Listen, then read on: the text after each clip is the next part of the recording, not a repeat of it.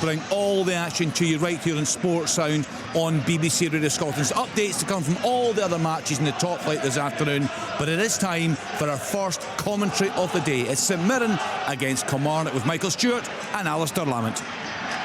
Thanks very much, Kenny. Welcome to the Smythe Stadium for an absolutely crucial game at the foot of the table as St Mirren aim to move back above Kilmarnock. The game's rapidly running out for both to save themselves from the jeopardy of the playoff. Both sides have made their way out onto the park. St Mirren in their traditional black and white tops with white shorts and white socks. Killie in a change kit, half blue, half red. Quite a nice change kit. Actually, I've not seen that one before. I think is it Calgary that have a similar kit? Michael, you're it is indeed student of such things. It is indeed. Yeah, it's a nice look. And, I don't watch Italian football, but I still know, like a few other things that were being claimed earlier. Anyway, Killie in a little huddle just now, navy shorts and red socks to complete that outfit, and backed by a full stand away behind Max Stryek's goal there, away to our right. Good couple of thousand have made the trip up to Paisley for this one, but the home stands also pretty much full as they look to back their side and try and get themselves out of the position they find themselves in. And it is St Mirren who get us underway. They're going from left to right as we look at it from the back of the main stand here in Paisley, and it's Alan Campbell immediately into Killian Phillips over on the left hand side as St Mirren look to start the game well. I mentioned earlier, Kilmarnock have got a really good record over the last few seasons in the top flight against St Mirren, losing just one. It was a pretty emphatic defeat, 5-1 at the tail end of last season, but otherwise the performances have been and results have been pretty good against today's opponents. They'll look to continue that, but their record on the road generally this season has been so poor. Neil McCann, I know, is sick hearing about it, but there's only one way to change that narrative, and they could do with adding to that just one victory that they've recorded away from home this season. This afternoon as Killie pick up, and it's Robbie Dees wearing the captain's armband, crossing the halfway line, sends it out wide to the right hand side to Finlay Curtis, who tries to control it on his head initially, and it just bounces off his torso and behind for a goal kick. Michael, I know you were chatting about this with Kenny and the guys previously, but I mean, there's so much on the line here, and it's a really difficult one to call, isn't it? Absolutely, yep. Very difficult to call, so much riding on it. Clearly there's going to be a little bit of anxiety and nerves that creep in as the game plays out as well, but hopefully there's an element of openness to the game as well. Yeah, here's Kiltie picking up in a good position as Hugo laying it off, trying to lay it off for Curtis, but he didn't quite get that right, and St Mirren able to recover. I think the ball into Hugo was just ever so slightly behind him, hence why he just wanted to lay it back into Curtis's path there. But almost a nice bit of intricate play to split the St Mirren defence. I mean, Kilmarnock certainly have picked up in terms of the results at home. They just need to try and carry that into the games away from home, because I think the fans have enjoyed some of the football they've been playing at Rugby Park. Oh, there's no question of that, Al. But they'll view this as a slight victory at this stage already. They're 2 minutes and 30 seconds in and they've not conceded, so it gives them something to build upon. Yeah, it's an improvement. St Mirren get a free kick just inside their own half, taken by Donnelly to Fraser, who's playing through the pain barrier, if you like, having been advised to sit out the rest of the season, but he's having none of that as he looks to ensure St Mirren stay safe out on the left hand side. St Mirren trying to come forward, but the ball ricochets back off. And McMenamin out there and behind for a goal kick to Kilmarnock, to be taken by Max Stryek. It was pretty poignant hearing him talking about his health issues this week. Obviously the heart surgery he was forced to have. I mean, he spoke about it quite, almost quite philosophically, but clearly a life-threatening issue that he had. As Kilmarnock get a free kick, but it's a remarkable story, remarkable recovery himself. Oh, it really is. It really is. And you're right, I thought he spoke very well about it. And what is clearly, as you've mentioned, there a very personal and difficult story as well, to be honest. But he's been a huge positive for Kilmarnock to get him back into the team, because it's been a little bit of a trouble position. And I think if you speak to Kilmarnock fans, when they were relegated a few years ago, the goalkeeping area was a real concern for them, and getting Stryjek back in goals has made a big difference for them, I think. There's been an early goal at Falkirk. Let's hear about it from Ian McCall. Yes, it's for the away team. It's Jordan Abita corner from the right hand side, and Josh Campbell in the team today, back in the side today, rose at the back post unchallenged, to be honest, and just a powerful downward header to put Hibs in the lead. It's Hibs 1, Falkirk 0, Hibs 1. Thanks, Ian. Keep you up to date with all the goals that go in the top flight throughout today's commentary. 4-3 between these two sides the last time they met at Rugby Park, hoping for a similar amount of goals this afternoon. That would do nicely, especially after last night's goalless draw up at Gayfield. See that Mark Wilson and Alec Ray, having taken in that one in the flesh, are here today watching potential opponents, they'll hope, in the playoff final. But they've got to deal with Dunfermline, have Partick Thistle prior to that. Tuesday, Friday, live on the BBC, as always, as Marcus Fraser closed down by Chibola there. Out to O'Hara, who's playing in that right wing back position that he's almost been forced into in recent times because of St Mirren's injury issues. Good play down the right hand side here, and Devani picking up and now into Idowu, back to O'Hara, the skipper. Idowu again will be asked to chase that. Dom Thompson comes across. Surely Don Robertson, I assume, is saying there's a bit of 50-50 there, but it looked to me that Dom Thompson was impeding. I think it was more like 80-20. I'd have said so. I mean, Adow's trying to get in behind Thompson, and he's just blocked him off. I mean, that was as clear as a free kick as you're going to likely see. And the linesman standing, 3 yards away for it?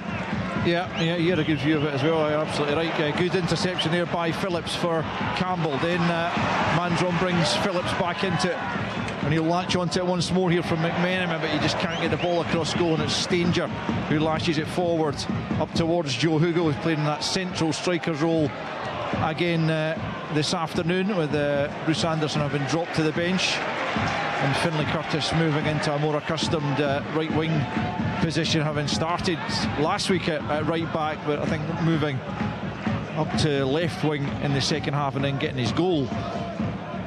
Fraser has it just inside the St Mirren half, just crossing the halfway line. Pretty even start to the game, you would have to say, but both sides certainly trying to get forward. Not a particularly cagey affair, which sometimes you get in these occasions. Neither side wanting to lose, that's for sure, and both could of course do with the 3 points. A victory for Kilmarnock, who would take them 4 clear of St Mirren with just 2 to play, and with Dundee at home on Tuesday and then Livy away, Kilmarnock would feel a victory in this one would put them in a really good position to stay in the Premiership for another season. Here's Dees for Killie, the visitors trying to come forward, ball forward for Kilty, claims for a handball there, but nothing given, as it's picked up in the left hand side here. Chibola, his possession, and now Thompson into Lowry with a little spin away from Donnelly, who'd stepped out the back 3 there, and then Shunning Larson plays out to Curtis. Little step over in on the left foot, back to Chibola, about 30 yards from goal, plays it square to Thompson. Kilmarnock trying to find an opening here. Lowry once more up against O'Hara, just finds half a yard. It's a good ball to the back post. Is that going to creep into the net? Yes, it is! Kilmarnock in front. The early goal comes for the visitors. I can't quite see who stabbed it home in the end. Lowry with a terrific ball in towards the back post. I think it's Hugo at the back post, but there's big complaints from, is it Freckleton at the back, who is claiming, sorry, it's King at the back post, who is... No, right, it's Freckleton. King's on the bench. It's a bit noisy, and I've got folks screaming in my ear here as well. I thought it was Freckleton, but he's complaining that perhaps it's a handball. It'll clearly get looked at, but great bit of play, dangerous ball to the back post, and either Hugo or the defender, one of them's... There's a possible handball as PE announcer is being checked by VAR. Yeah, the ball in from Lowry, really difficult to defend, and it was just stabbed goalwards and seemed to take an age, but the goal's going to be given. And Kilmarnock, just 9 minutes into this contest, have a crucial opener, and Neil McCann, making his way back out from his dugout, is pumped up with that early strike from his side. St Mirren have got another issue here as well. I think it's McMenamin over on the far side who's down, requiring some treatment. But it's the away fans, Michael, who are in positive mood with that excellent start being given by their side. Yeah, no wonder. As we were talking about before, having conceded the first goal away from home early on, they've now got their noses in front inside the first 10 minutes. Hugely positive, especially coming off the back of the home form, the home results. They're going to definitely be feeling good about themselves here just now. Freckleton adamant that there had been a hand involved, but it's been looked at, it's been cleared, the goal's given, and as you mentioned there's a wee bit of a concern for Conor McMenamin over on the far side getting treatment. Looks like it's his knee, perhaps. Yeah, he was the player who was involved at the back post for St Mirren, and I'm just looking, it looks like it's been given as an own goal from him initially, at least. As you say, I think it was Hugo who was applying the pressure there as well, but Conor McMenamin just trotting off just now, having had a bit of treatment. While we're waiting on the game to restart here, Willie Miller is watching Aberdeen against Dundee United. He can bring us up to date with the early action there.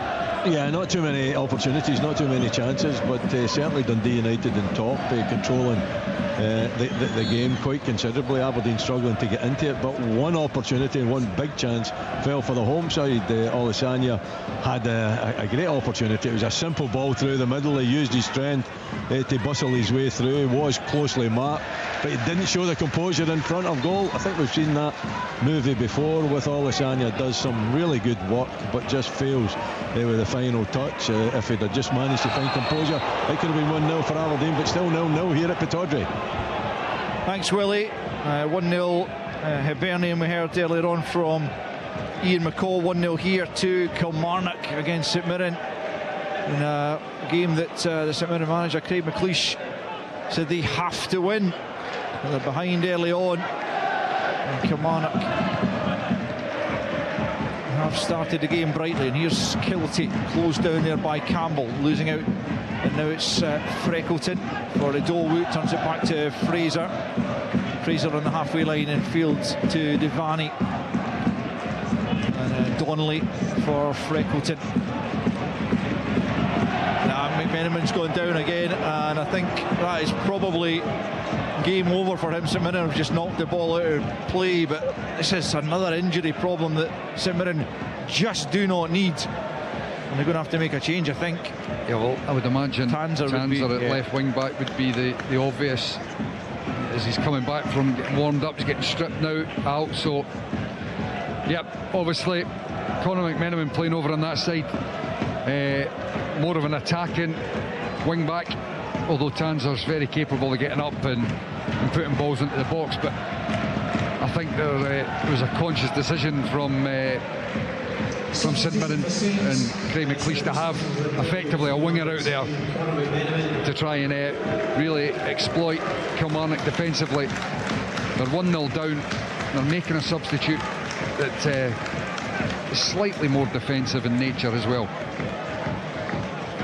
Yeah, certainly a change they didn't want to be making at this stage of the game. Conor McMenamin making his way off disconsolate there, and Tanser comes on to replace him with just 13 and a half minutes on the clock. So things not going St Mirren's way at all in the early stages here. Goal at Dens Park, let's hear about it from Chick Young.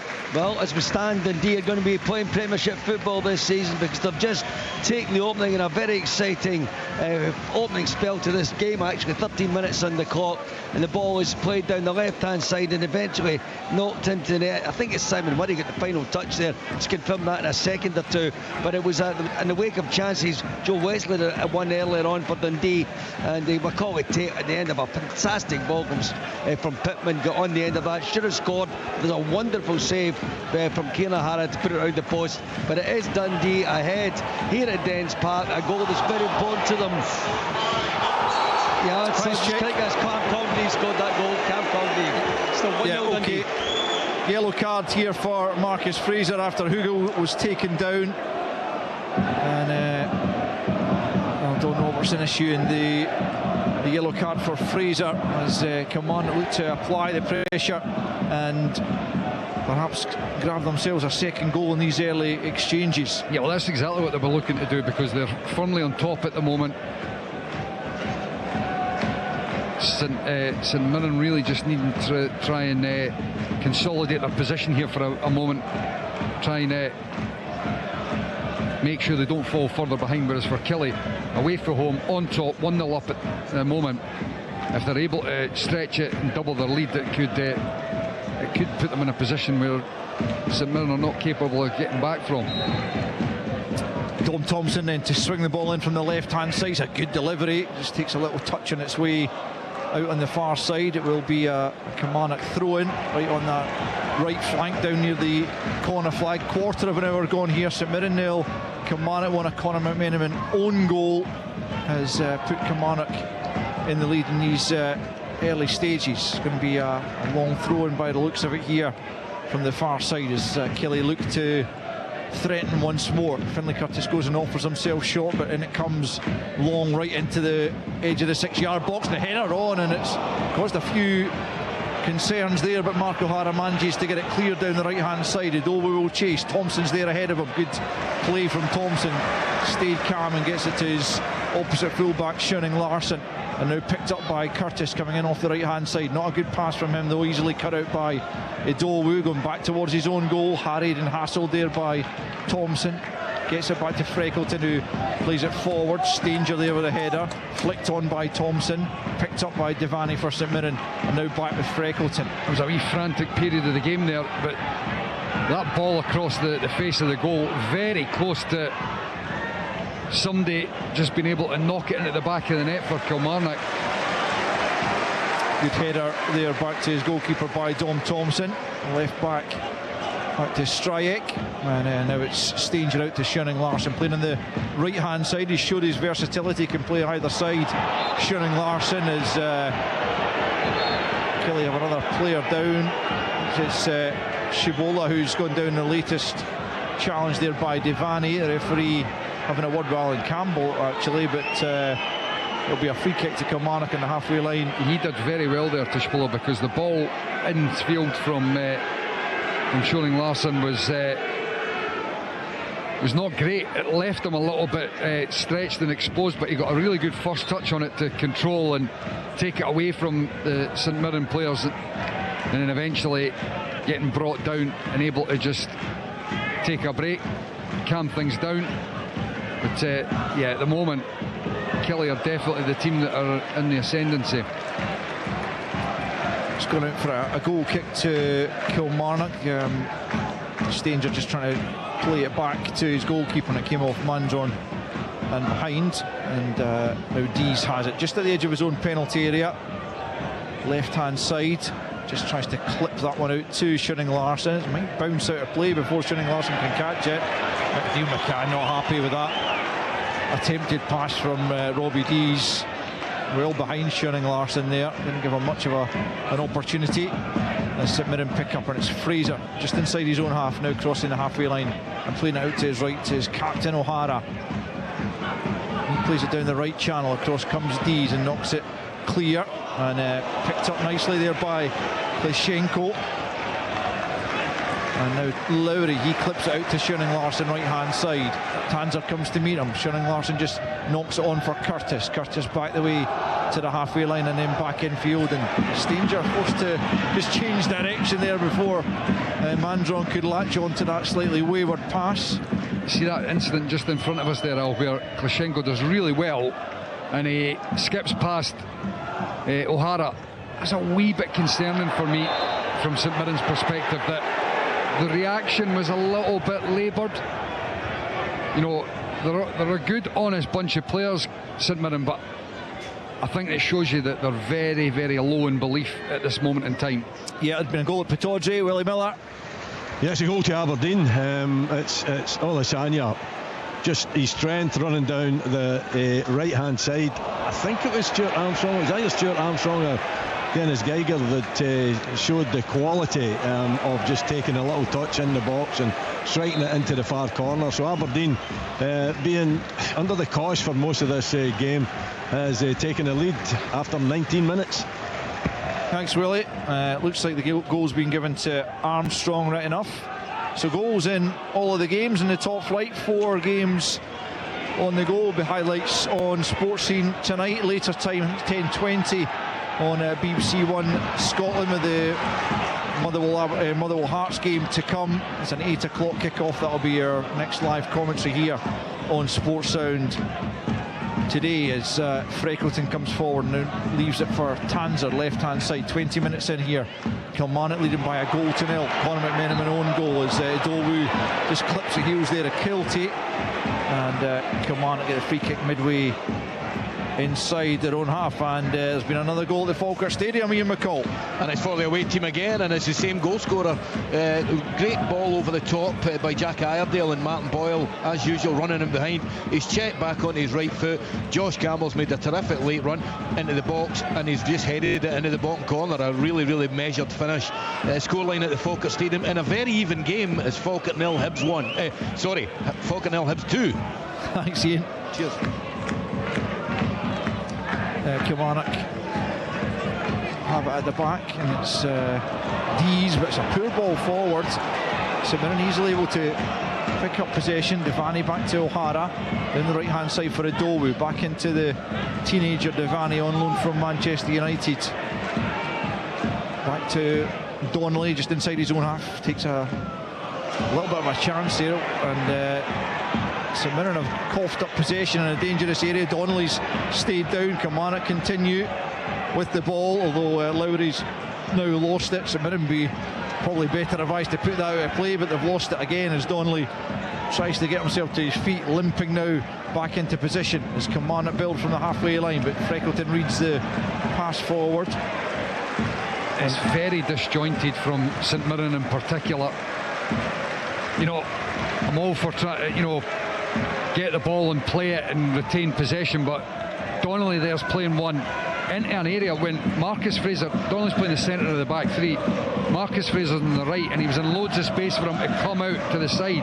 Instead, he's getting closed down, Donnelly, and he eventually wraps one round the corner into the midfielders, who are men standing right on top of them. They lose possession, and then they were fortunate that they weren't exposed and Kilmarnock breaking on them. He could easily have come out to the side to Fraser, who was in plenty of space, and built the game up on the side there. Incidentally, I see it's been updated. It's now been given as a Miguel Freckleton own goal rather than Conor McMenamin. Not yet had a chance to look back at the goal, but either way, Kilmarnock leading at the midway point in this first period. Both managers at the edge of their technical area, urging their sides on as Tanser has it for St Mirren, left hand side, just in Kilmarnock territory. Back the way he goes to Freckleton. Freckleton further back to Donnelly as the sun comes through the clouds here. Pretty pleasant conditions for this game, not too much of a breeze. as Devaney has it and plays it out to the left-hand side for Tanser, just inside his own half, feeds it forward down that left-hand side looking for Phillips.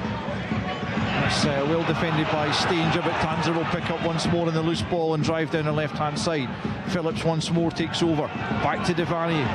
Devaney will try and fire it into the penalty area, but he just skews that slightly, and Klitschenko's able to get there and nod it down to Thompson, who just fires it long, and Hugo will chase this one. It should go all the way through to Ross Sinclair, and indeed he gathers it at the edge of the box and rolls it out to Freckleton. When that ball was over on the left-hand side, you saw Phillips, he was trying to say to the front men to come and look to link the ball into their feet. Mandron's playing there. You can see him, he's still trying to talk to him there. He played the ball back to Devaney, and he likewise is looking for the front man just to come to the feet, look to build, bounce it off. Instead, he's standing static in the middle of the box, and Devaney tries to clip a ball over, doesn't catch it right, and it becomes easy for Kilmarnock to defend it. Still 1-0 then to the visitors, as St Mirren come forward and try and do something about that. Idowu closed down by Shibola. Klitschenko keeps it in play, plays it back to Thompson. Lowry quickly closed down by Campbell. Idowu steps in as well. St Mirren have it on the edge of the box. Good block there by Dees as Idowu tried to unleash the shot, and now it's broken for Curtis, who's got the better of Tanser. Brings it over the halfway line. Now he feeds Shibola. Good challenge. O'Hara, referee happy that he took plenty of the ball, and now Freckleton tries to drive St Mirren forward as they search for an equaliser here. 25 minutes in, 1-0 they trail. That was a better recovery there from O'Hara, and needed, desperately needed there. Phillips back to Tanser, left-hand side, clips it in to the area, a little bit aimless though, and Klitschenko able to deal with it. And now Kilty,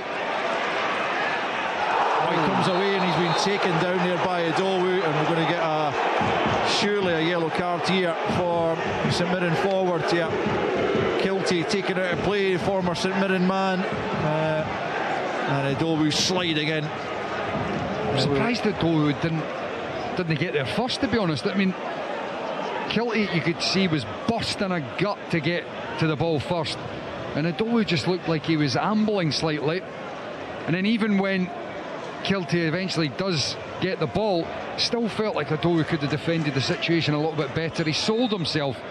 Good play from Kilty. He skips down the line, and Idowu, it almost like he'd made his mind up. I'm either going to wipe him out and get the ball, or I'm just taking him out of the game. Rather than, I think, where it was so tight on the sideline here, he could have just jockeyed him for a couple of yards and then perhaps been able to dispossess.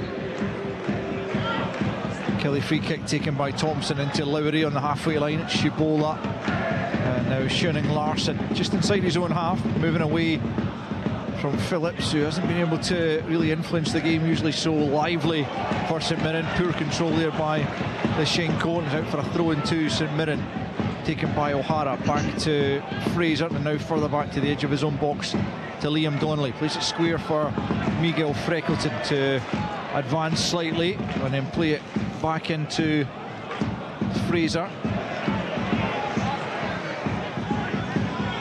There's O'Hara on the halfway line, just clipping that up, looking for Mandron, but he's beaten to it by Stanger. Fraser just trying to nod that down to a teammate, but nods it out of play, and it'll be a throw into Kilmarnock. Midway inside their own half, left-hand side, 27 minutes on the clock, and Kilmarnock lead by a goal to nil. The own goal being now awarded to Miguel Freckleton. That's too easy. That's far too easy.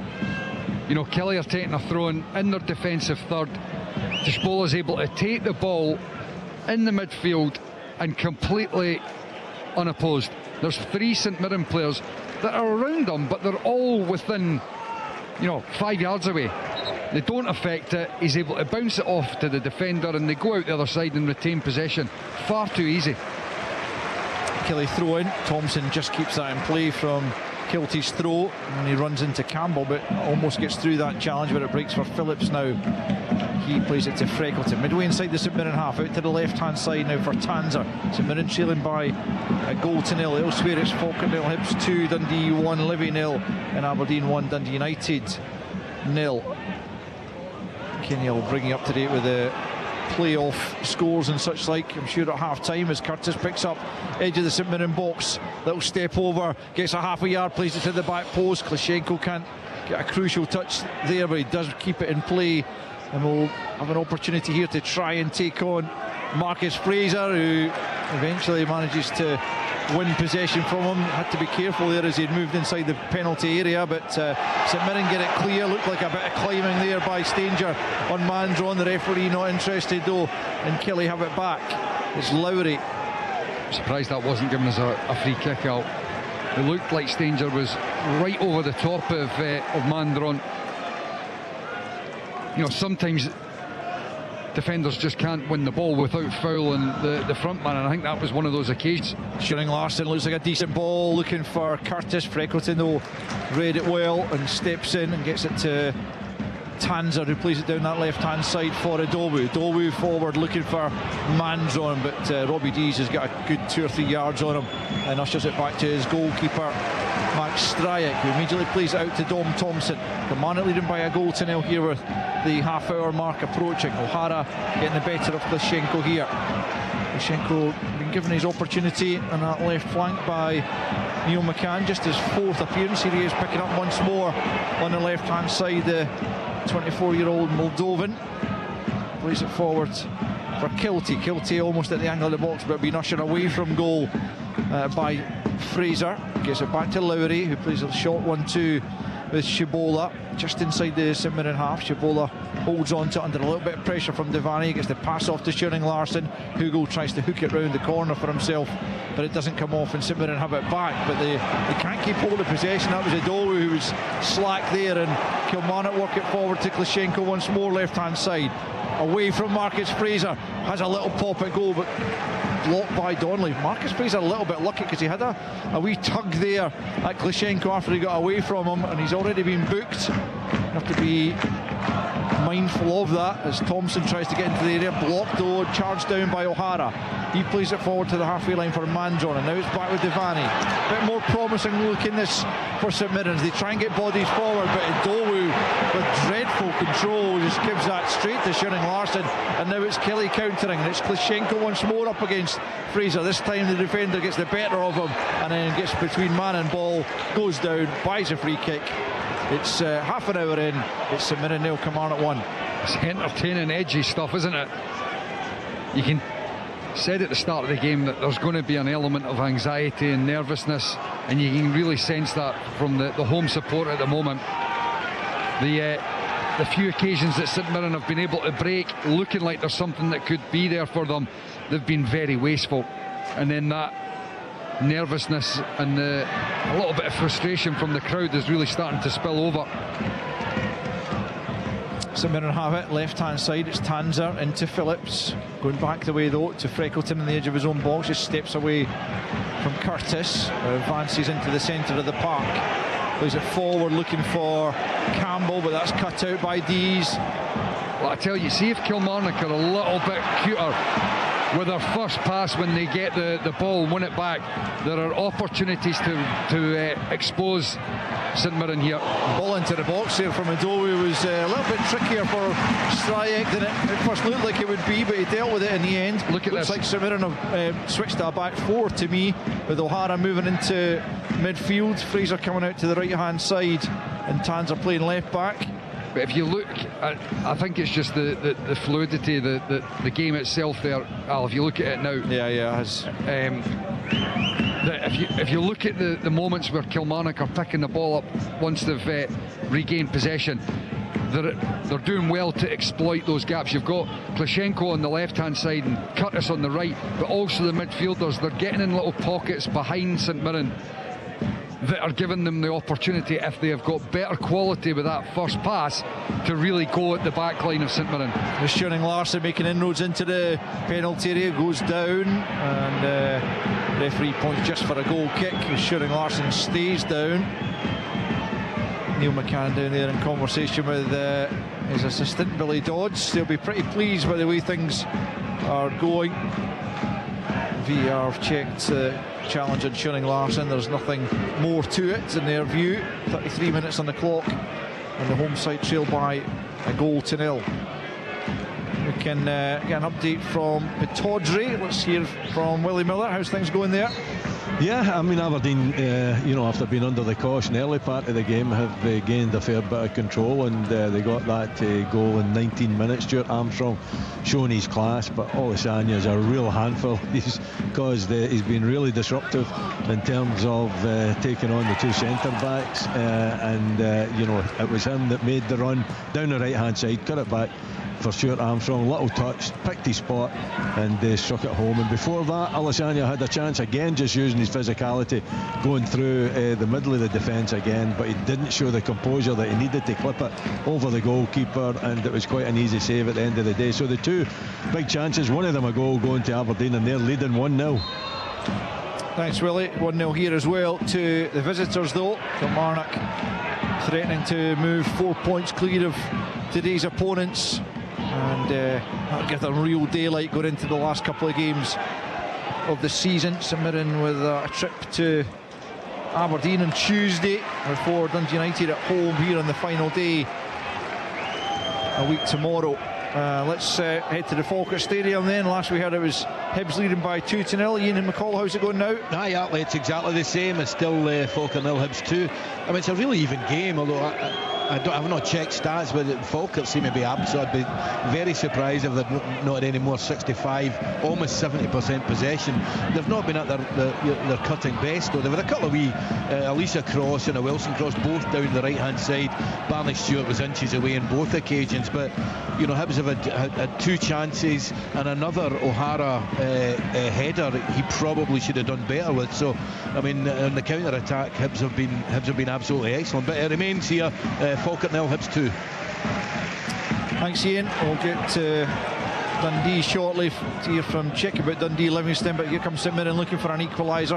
O'Hara well challenged by Klashenko, loses out on the edge of the Killie box. Now it's played forward for Hugel on the left channel. And Curtis is in the box as well. Yeah, can he find him? He tries to do so. Phillips has gone back there and intercepts, does really well, and Sinclair's able to deal with what turns into a good pass back, but Killian Phillips covered a lot of yards there to ensure that Curtis didn't get on the end of that Hugel cross. Now St Mirren come forward, still trailing by a goal to nil. It's a Dolwu up to the edge of the penalty area, looking for options, tries to clip it into the area. O'Hara goes down, looks at the assistant as if to say he was caught, but certainly the officials unmoved by that claim. It's a very open game now, isn't it? Incredibly so, yeah. Kilmarnock pick up. Let's just get up to Dens then. Let's hear how things are going between Dundee and Livingston. Chick Young.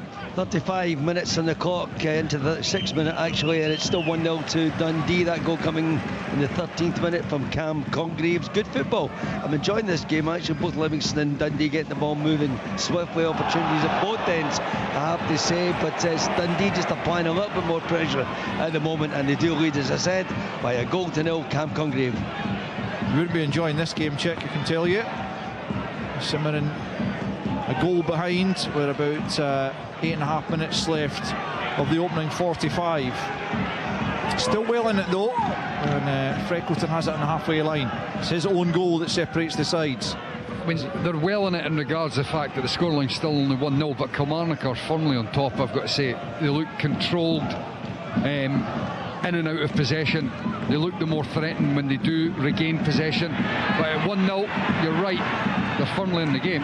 Here's Tanzer left hand side, gets the ball into the box, punch cleared by Stryek. Devani and Phillips almost getting in each other's way. It comes to Dolwu, referee's in the way. Dolwu eventually blocked there by Stanger. Out to Tanzer left hand side. That ball's defended well by Dees. Shibola can only clear it as far as Dolwu on the edge of the area. It's through a couple of challenges, but then Lowry gets it forward to Kilty, and now it's Kilmarnock coming through, and it's 1-on-1 here. Hugel, can he get the better of Donnelly? He's taking it a little bit too far wide, but now he touches it back to Kilty. Kilty to the back post. Lowry with a downward header. A good save from Sinclair, and the offside flag goes up against Lowry in the end, but Sinclair wasn't to know that. It's a good stop, but as you say, Mikey, it's so open. Yeah, I mean, it's making for a very entertaining game. I think it was Lowry with the first pass that was into Kilty's feet, right on the edge of the box. It broke, and how often do you see somebody that's there that they just lash it away up the park? Instead, he played a nice controlled pass into Kilty's path. He breaks forward, releases Hugel, 1v1 by the way. St Mirren are playing a real dangerous game here, and then Lowry bursts a gut to get up and support, and the ball gets played back to Kilty on the edge of the box, clipped into Lowry at the back post, and obviously the keeper makes the save in the end, but it wouldn't have mattered because he was flagged offside. But a really good move from Killy there. Mandron looking to get on the end of Dowu's pass, but Dees shepherds that one out of play, and it remains 1-0 to the visitors here. But I mean, St Mirren are they've had openings, Michael. They've not maybe had the clear-cut stuff that Kilmarnock have had a couple of times, but there's certainly, there's goals in this game for them as well. Oh, like I said before, at 1-0, of course there's going to be opportunities for them. I wouldn't really say they've had openings. They've been able to get into the final third without really looking too threatening. The thing is that just before that last attack from Killy, it was probably the most sustained pressure that St Mirren had. Don Robertson got in the way when it looked like Adowu was going to get an opening to have a strike, which was a little bit frustrating for them. But straight away, a little bit of a feel-good for St Mirren is immediately erased by the fact that Killy are up the other end, and Kilty is taking up some really good positions in behind this St Mirren midfield. Yeah, he's playing well, and he's found a terrific pass here for Klitschenko, almost at the byline, cuts back onto the right foot. Now he sends it to the back post. Schoening Larsen, good touch. Then I think he handles that as he tried to bring it under control, and eventually the goalkeeper mops things up. Neil McCann furious. No wonder. Yeah, No wonder. Good position, wasn't he? He was in a great position. Another really nice work move from Killy. Klitschenko and Finlay give them really good outballs in the wide areas. As I said before, Kilty's taken up some good positions in behind the St Mirren midfield as well. They've got a good balance about them, Killy, and it's working. They're the team on top. They're the ones that are creating opportunities, real openings, and no wonder Neil McCann's frustrated, because Schoening Larsen was in a great position there to really go and hammer home that ascendancy. It's been another goal of Falkirk, Ian McCall. Yeah, and it's for the away side. I mean, there hasn't been a lot in the game, but Hibs find themselves, they've been really clinical, find themselves 3-0 and up. And it was Jordan Abita who's having a cracking game. He made the first goal. He's just arrived at the back post and absolutely rifled it in from about 18 yards, just on the angle. It gave Hogarth in the Falkirk goal absolutely no chance. 2 or 3 minutes to the break, and it's Falkirk 0, Hibs 3. That's incredible. St Mirren have just passed up their best opportunity of the game while Ian was talking there, as O'Hara side-footed it. It's a good stop in the end. It's got to score though, eh? Yeah. I would say so. Aye. Yeah. It's I mean, you're saying before that they've had openings. They didn't. I don't think they had. That one there is a gilt-edged opportunity. You mentioned it there. It's the best chance they've had by a country mile. Here they come again, no. Ball to the back post. Mandron helps it back across goal. It's Dees on the line, just getting it clear. Decent spell this for the home side. Can they get the equaliser before the interval? It's Adowu left hand side, picking up from Tanzer. Time to measure across here, just leaves it to Freckleton instead. He sends it in. Dees once again wins the header though. Mandron will chase out to this right hand side into Devani. Devani on the right flank just nudges it back to Donnelly here. Donnelly midway inside the Kelly half. The St Mirren fans not happy that he's gone back the way, as Fraser plays it to Freckleton. Forward, good ball there for Tanzer. Into Campbell, that's not a good pass. Campbell having to battle there to win it with Kilty, and he does so. Devani for Mandron at the edge of the box, nudges it back to Devani once more, into the feet of Phillips. He lays it back. Campbell with his shots deflected and then into the arms eventually of Max Stryek. But the home fans certainly feel that their side are making a decent fist of this as they attempt to get back on level terms. 42 in, St Mirren 0, Kilmarnock 1. Well, you're absolutely spot on. You could hear the crowd, what they think. That was good play, and it's lifted the home side as well. Right on top of a loose pass there from Thompson. Campbell picks it up, and they're on another attack here, St Mirren. Tanzer left hand side, into the box it comes. Mandron tries to head it goalwards. Faint claims for a handball, but I don't think there was any real belief in those claims. Play continues. St Mirren still have it. It's Tanser left-hand side. A couple of minutes plus added on time remaining in this first period. It's that left-hand side that's proven fruitful for St Mirren at the moment. As you were saying earlier on, when McMenamin went off, he's definitely a more attacking player than Tanser, but arguably Tanser coming forward's got a... Oh, his delivery's good. Terrific delivery, yeah. Absolutely. His delivery is good. There's no doubt about that. It's not just him. You've seen Adowu from the left-hand side. Freckleton threw one in there as well. So the pressure's just starting to mount. The momentum's starting to shift towards Kilmarnock's goal here right before half-time. Yeah, Neil McCann and Billy Dodds both out there anxiously hoping that they can get to half-time without conceding, as Tanser sends in a free kick from the left-hand side. Up goes Phillips, he can't quite get there. O'Hara picks it back up, sends it back in at the back post. It should be Stryek's ball, and it is not a good delivery from the captain there. And Stryek immediately fires it forward as Kilty's up there, but he's beaten to it by Campbell, out for a throw-in over on the far side. He's beaten to it, but it's now a throw-in for Kilmarnock way up the park in St Mirren's defensive third, so it relieves a little bit of that pressure that was mounting for Kilmarnock there. The end to the half's been positive for St Mirren here. If they were able to get a goal, I mean, that would just be ideal stuff for them. Deeds though for Kilmarnock gets out to Thompson and out further to the left hand side to Klitschenko here, trying to take on O'Hara on the outside. O'Hara sticking with him. Klitschenko's attempt to cross gets no further than Fraser, who batters it up the park. Thompson in the way, gets it to Schoening Larsen, back to Stanger. He thumps it forward looking for Kilty. Fraser in charge of that situation. He's looking for a free kick and eventually gets it right at the edge of his own penalty area as the fourth official prepares to show the board. Billy Dodds they're having a quick chat with the fourth official as he shows that there will be 2 minutes added on. Lloyd Wilson with the board there as Freckleton brings it forward. We're into those 2 minutes just now. Into the feet of Devaney the ball goes. It's a good spell this for St Mirren, but they do need to make something of it as Freckleton has it left hand side, midway inside the St Mirren half, tries to feed it in for Mandron. Dees once again is first to it, picked up by Lowry just at the edge of his own box. Good ball for Shibola, he just pokes it away before O'Hara can get to him. He goes down, he stayed down, but Kelly's still in possession, and it's Klitschenko on the halfway line. Now Lowry once more, just slows things down. But the composure from Lowry again has just allowed Kilmarnock to control this phase of the play. He's on the edge of his box. St Mirren not got enough pressure on him, but how often do you see guys in those positions where they're just clearing lines, they're kicking the ball away? He retained possession, slipped it into Spola, and then they're able to work their way out the other side, and they've retained possession all this time since then. Yeah, just a minute to play in the half.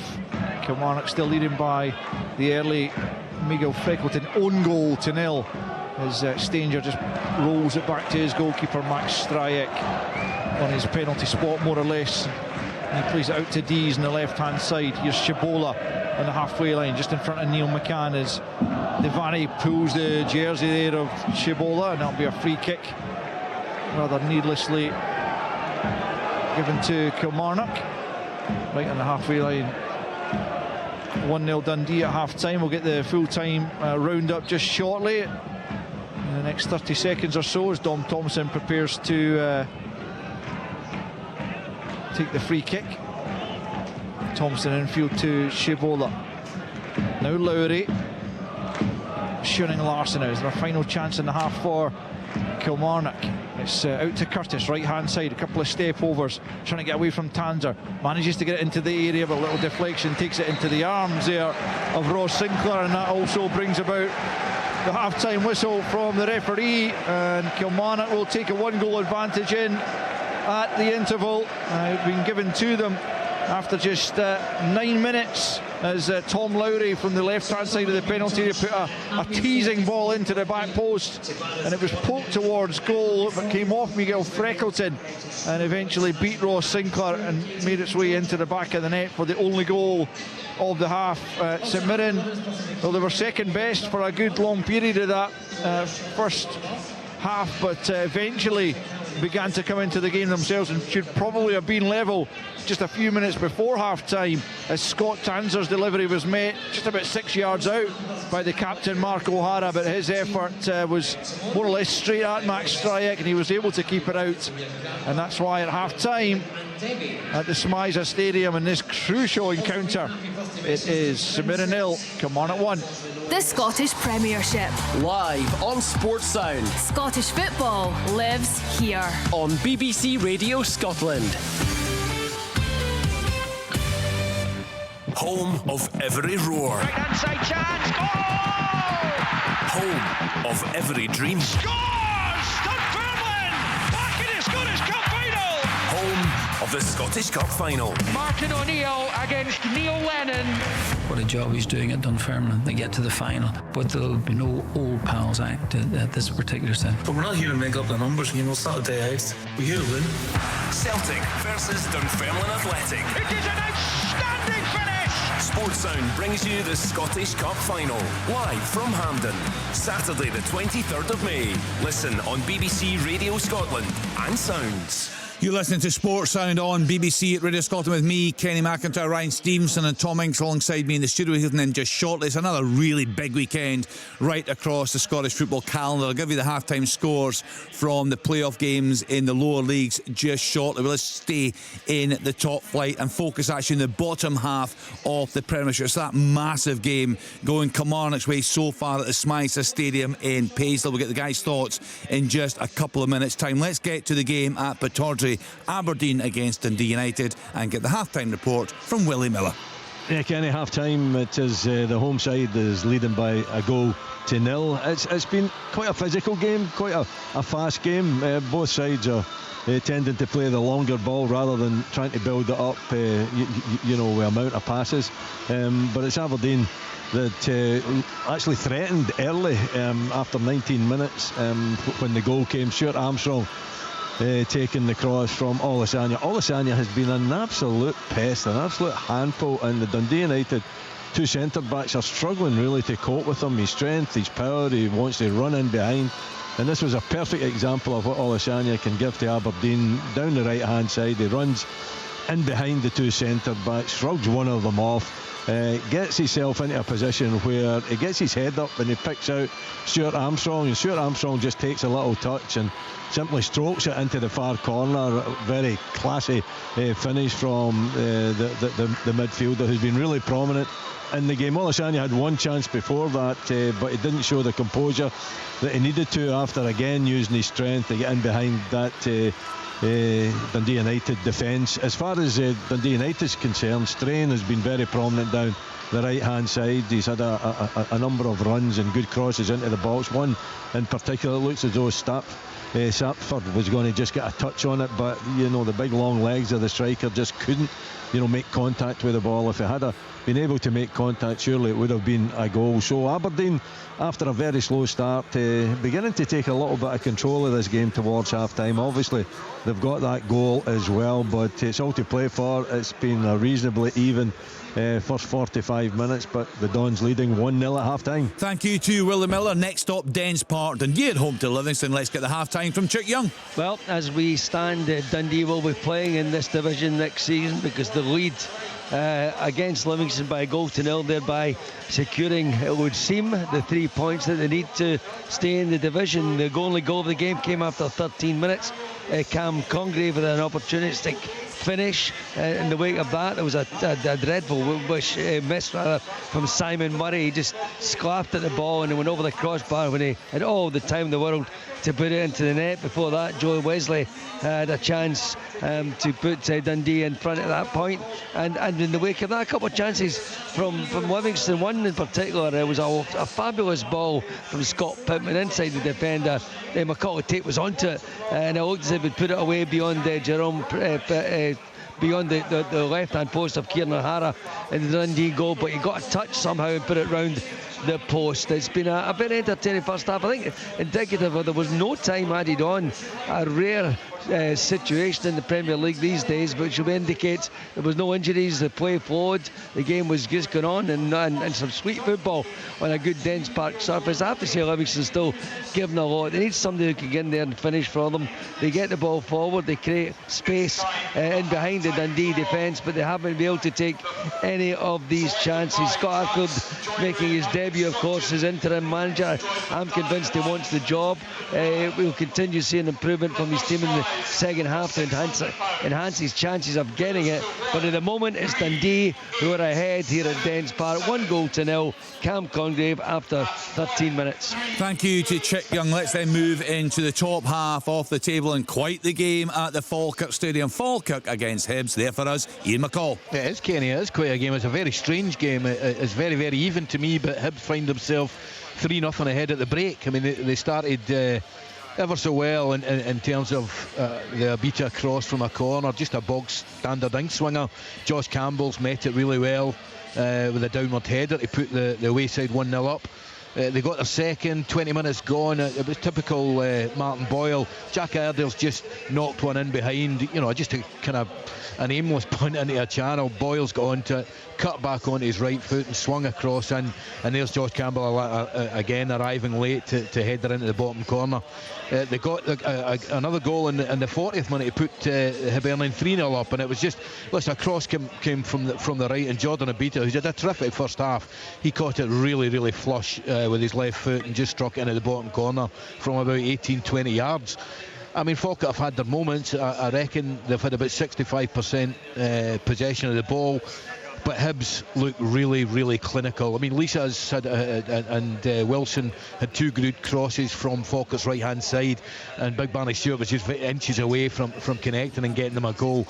I mean, I wouldn't say the game's dead yet, but Hibernian at this stage are very comfortable. Half time at the Falkirk Stadium, it's Falkirk 0, Hibernian 3. Thanks to Ian McCall. So Aberdeen 1, Dundee United 0, Dundee 1, Livingston 0, St Mirren 0, Kilmarnock 1, and Falkirk 0, Hibs 3. So looking at the live Premiership table, Hibs moved to within 3 points of Motherwell, who of course play this evening at home to Hearts. Full commentary to come on BBC Radio Scotland. That one kicks off at 8 o'clock tonight. Looking then at the bottom half of the table, and as things stand, St Mirren in big trouble. So Chick was telling us, with this scoreline so far at Dens Park, Dundee will be safe. St Mirren 30 points in the playoff spot at the bottom of the table.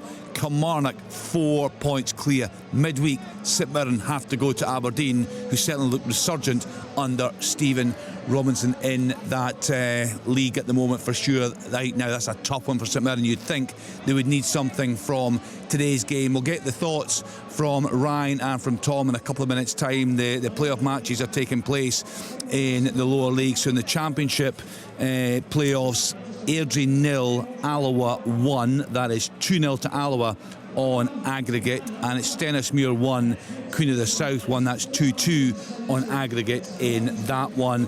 And into the League One playoff matches, half-time scores. Clyde are at 2-0. Hamilton Accies 0, Forfar 0, Spartans 1, Clyde 0. So the score lines there, Accies firmly in control of their tie as things stand, because they were 3-1 up from that first leg, and Spartans, they are really chasing things now. They were 2-0 down to Clyde in that first leg, but they have got themselves back into it with a 1-0 half-time advantage in the return game there. And in the Pyramid playoff final between Brora Rangers and Edinburgh City, that one is one apiece. Brora went ahead on 11 minutes, equaliser for the Wayside just before half-time. The second leg of that Pyramid playoff final takes place next Saturday. So let's then focus, Ryan, on that game in Paisley. It's a massive match, and I was just watching the reaction of Neil McCann, Billy Dodds, the backroom team when that goal went in. You could just tell they knew how big it was, and completely contrasting the dreadful starts they've actually had to games in recent times. Yeah, and I think they would have probably worked on that all week and spoke about it, and Neil obviously said that pre-match that he felt they had a really good week's training. They were calm, but they trained well. He felt that the group was ready for it, and they've delivered so far. I mean, he'll go in there at half time, and I can pretty much guarantee that he'll be stressing to them that it's only 45 minutes. The game's not finished yet. can they go out and get that second goal, and can they be resilient at the back? As we'd said before the game started, they've got a terrible away record, so I mean, what a day and what a 3 points it would be if they can go and put that to bed and get a good away result. But for me, they've been good value for it. I find it really interesting, Ryan, listening to managers pre and post match, and we'll get into this later on when we're on YouTube between 6 and 7. A Rangers fan will join us, because you were on with myself and Tom on Monday night when we had Danny Rowell post match. You were quite critical of what you heard there, and I go back to the kick-off, ahead of kick-off, then you referenced Neil McCann's pre-match interview, and Craig McLeish, who's far less experienced, and I just felt the messages, the tone, the positivity for Neil McCann, and that's got to feed down. Yeah, I think in these situations, I was saying to both of you off air that when you come to these, listen, being a manager or a caretaker manager in the Premiership on its own right is a big job. It'll be a thankless task every day, trying to keep people motivated, trying to keep people at it. This is the big one. So, you know, his lead up to the game, what has he been saying to them? Are the players buying into it? They started off really well when he first took over. It then dipped. I just think when you look at Neil, that experience that he has, Billy Dodds behind him, I feel bad saying that on Craig, because he's obviously just come into the job and things like that, but I just think that experience, that nous, to be honest with you, we saw it on Monday night between Derek and Danny Rowell. Just that half time, maybe that bit of experience. Danny Rowell, young coach, learning his trade on a massive job that he's at, but just that bit of experience. And I mean, even when I just look at Neil, you can tell he's fired up. And if he's fired up in that changing room, and he's going through the players, and that's what the manager's breeding into you, you can see that in that first half performance for me for Kilmarnock. It's a real worry, isn't it, right now for St Mirren fans? Again, a Saints fan, one joined us last week, Tom, on the way back from Dens Park. I said this earlier in the programme. He said that night to us, he felt we could have been there all day and we wouldn't have scored a goal. That's been the problem this season. It's a big concern right now. I think particularly the next game is away at Pittodrie. That's a tough one midweek for them. Yeah, I think they scored the fewest goals in the league, I think. So even though it's only one goal, it might seem crazy, it's a long way back, even though it's only 1-0 when you're not scoring goals. That said, like, Kilmarnock are 1-0 led, but they haven't had a shot on target. It's obviously a Freckleton own goal. So I think Kilmarnock probably the better team, but I don't think there's a whole lot between them. The problem here is that Kilmarnock have a bit of momentum coming into this game, but now they have momentum again at half time. St Mirren have no momentum. They've got an inexperienced manager. They're not scoring goals. So it's, on the face of it, 1-0, that is surmountable. But when you're in the hole that St Mirren have been in for quite a while now, it's very difficult to get out of that. Yeah, Michael, you're at the game. You've obviously got a better overview than we have. We've got the games coming into the studio here. What's your assessment of that first half? What's the difference, do you think, perhaps in terms of attitude, style of play for these two sides?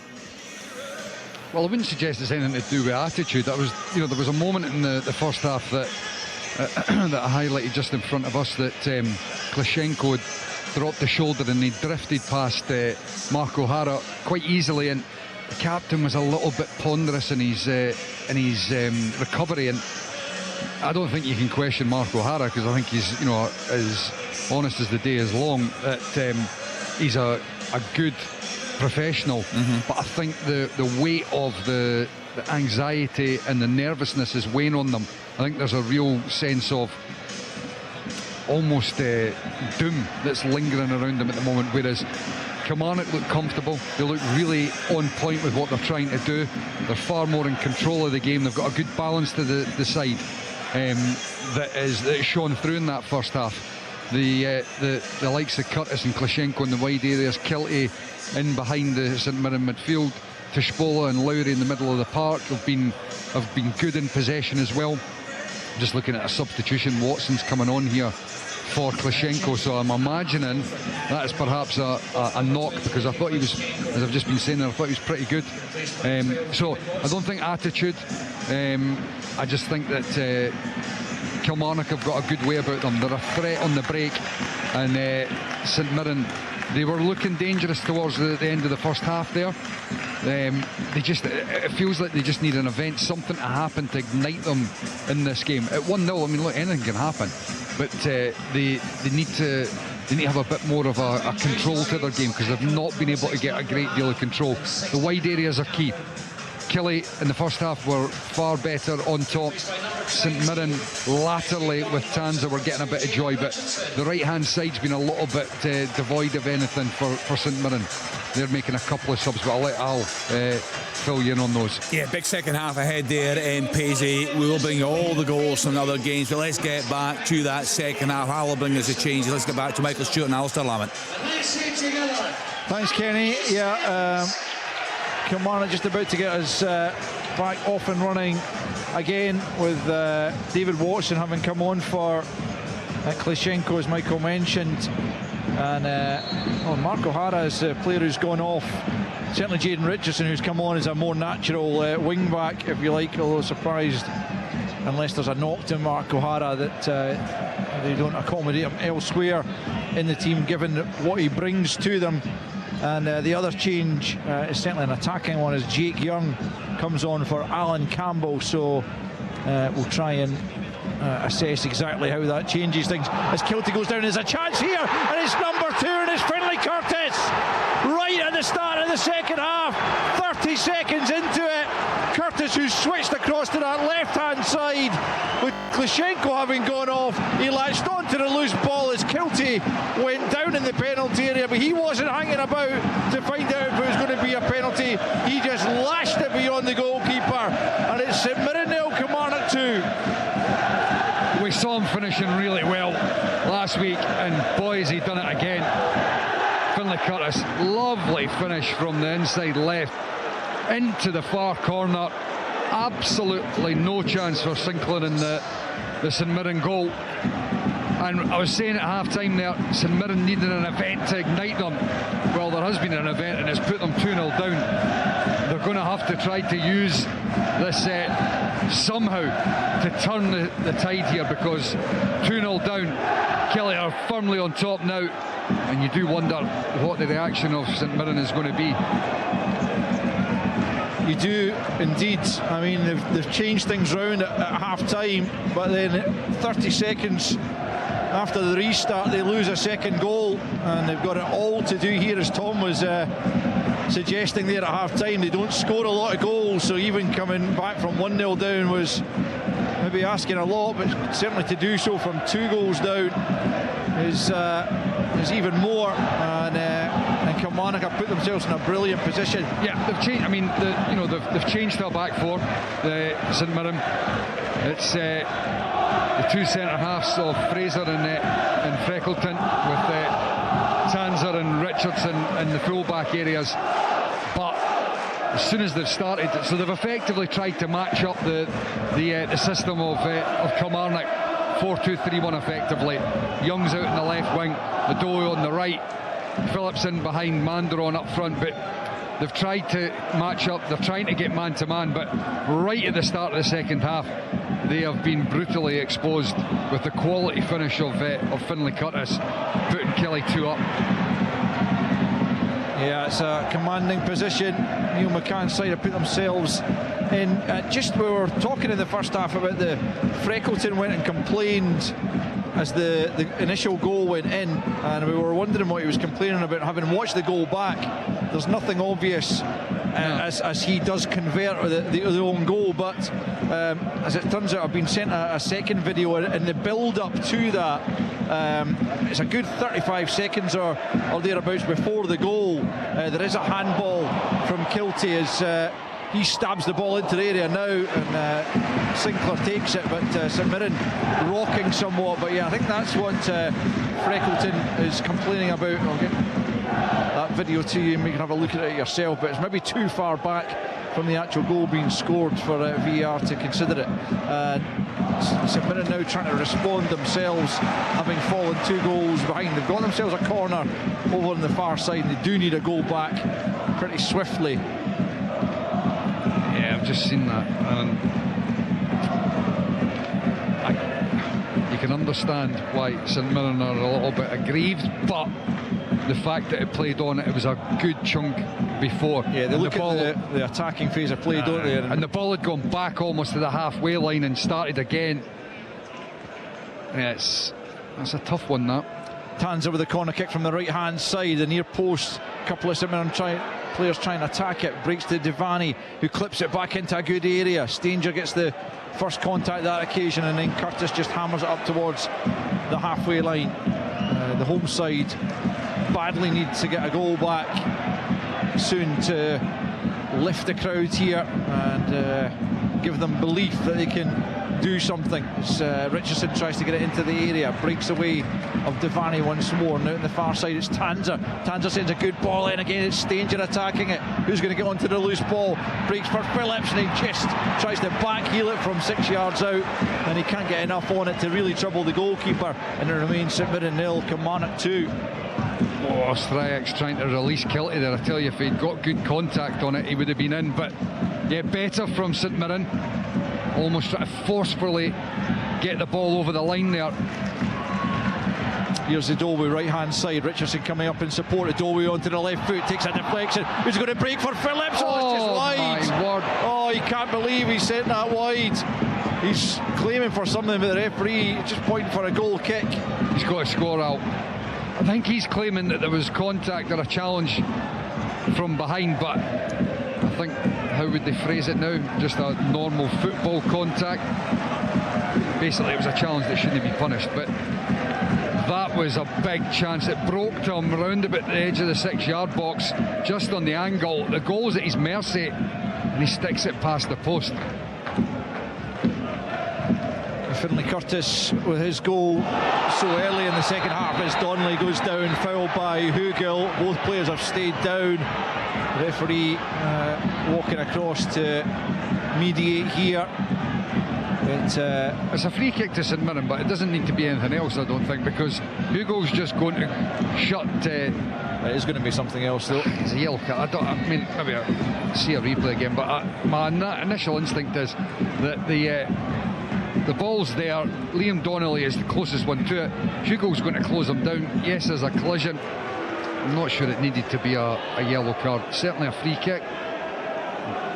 I'm not sure the yellow card was needed. Finlay Curtis's goal is his third in Kilmarnock colours, to match the 3 he got for Rangers in the first half of the season, and certainly his arrival at Rugby Park has helped Neil McCann build a side that is looking at this stage like it's going to be safe again in the top flight, but a bit of work to do yet here before they can claim the 3 points. As Adowu comes forward down that right hand side, trying to get a bit of headway against Thompson, but he's just run it out of play. In the end, it'll be a Kilmarnock throw in over on the far side. The Killie left. Played 52 minutes here, and St Mirren trailing by 2-0. Throw in deep in Kilmarnock territory. Down the left it goes, but picked up by Donnelly, out to the right hand side for Adowu. Trying to find room for the cross. It goes back to Donnelly, sweeps it in high. Stryak can wait and just take that, cup it in his arms. No real challenge on him there. Immediately sends it forward, looking for Watson. Beaten to it by Freckleton.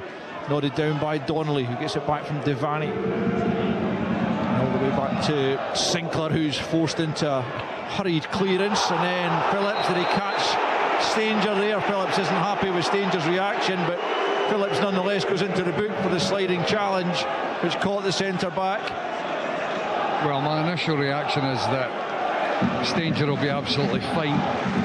Yes, it's a free kick, but do you know, I think there's got to be a little bit of an emphasis on some of the players just to stop overreacting. You know,